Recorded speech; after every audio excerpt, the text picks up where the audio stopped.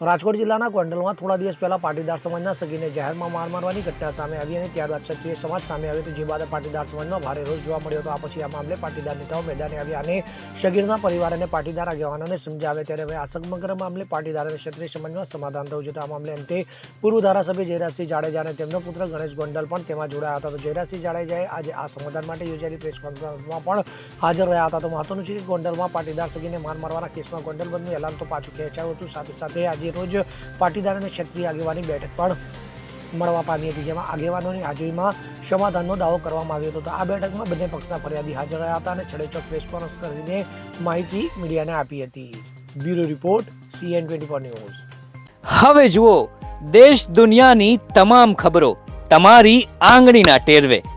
ઉઠાવો મોબાઈલ અને Google Play Store પરથી ડાઉનલોડ કરો અમારી CN24 ન્યૂઝ મોબાઈલ એપ.